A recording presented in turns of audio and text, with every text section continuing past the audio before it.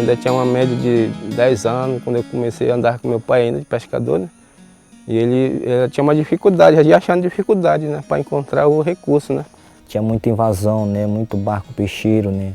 Depois que a reserva entrou, depois que fomos conhecendo o Instituto, aí deu uma ajuda muito grande, né? A qualidade de vida aqui melhorou, não tem comparação. A gente luta para que a gente conscientize todos os comunitários para que o tamanho da importância disso que nós já conquistamos, né? Eu tenho mais ou menos uns 8 certificados. Todo curso que a gente faz, a gente pega um pouco de conhecimento e um pouco de aprendizado já. Porque informação é poder e alimenta, né? A nossa marca registrada também, essa troca de conhecimentos, o conhecimento tradicional que eles têm com o conhecimento científico, grande parte do nosso sucesso é em função disso. Nos colocamos enquanto parceiros deles.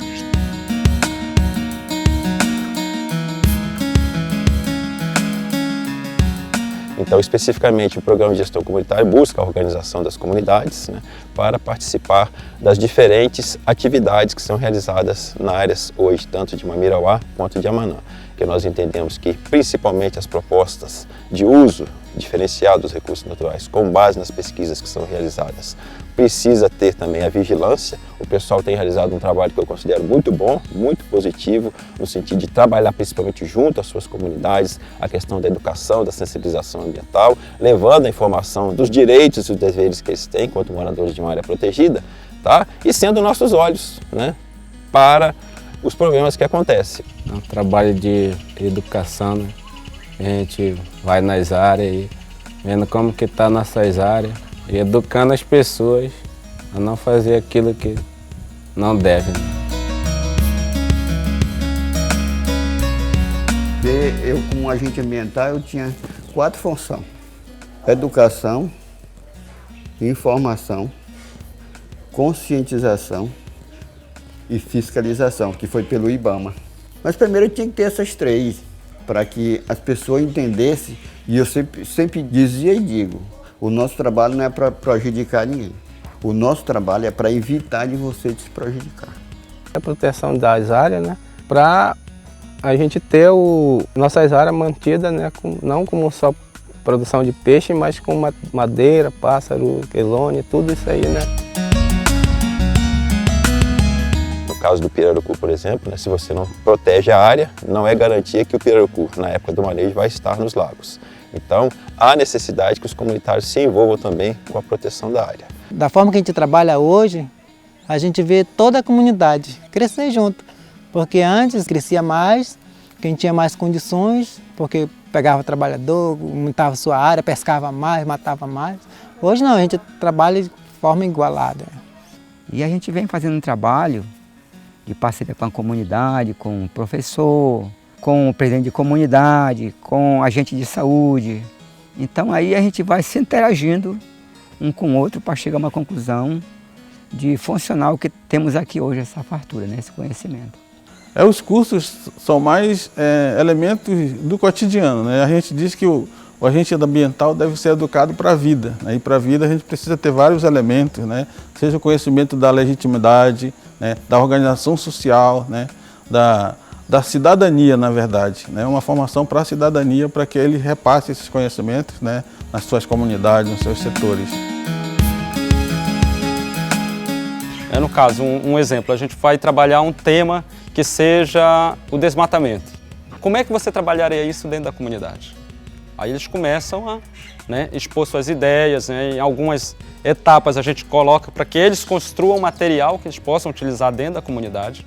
Já na outra, no caso, na técnica de abordagem, eles têm uma parte teórica e tem uma parte prática, né? A parte teórica que envolve toda essa questão de legislação, né? E já na parte prática a gente vai, acompanha eles para posteriormente fazer uma avaliação com eles. As outras atividades visam fortalecê-los enquanto lideranças, né? No sentido de estar organizado, né? Para isso a gente capacita para que eles participem, por exemplo, do Conselho Gestor da Reserva, né? Anualmente eles realizam a Assembleia da Reserva, tá? E são momentos de discussão onde se discute problemas relacionados ao dia a dia da reserva, mas também principalmente a questão das políticas públicas, né? No sentido de fortalecê-los para que cobrem de quem tem a responsabilidade para que o poder público se faça presente nas áreas também.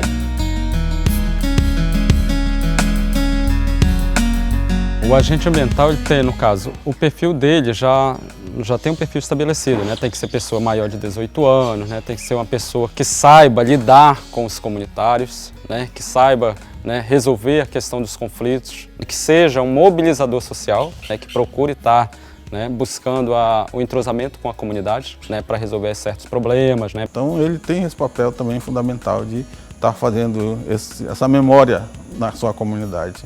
Ter a comunidade como um bem comum, tanto o espaço quanto os recursos e a repartição dos bens que era adquirido, então isso é importante hoje para fortalecer a organização, né. A gente vê que o individualismo, ele destruiu muitas comunidades, né? Cada um por si, moravam próximos, mas não eram comunitários, não eram comunidades, né? Eram moradores próximos, mas não tinham a organização estabelecida e definida como um espaço de gestão pública também social, popular. Eu sinto uma pessoa importante, né, para o futuro das crianças.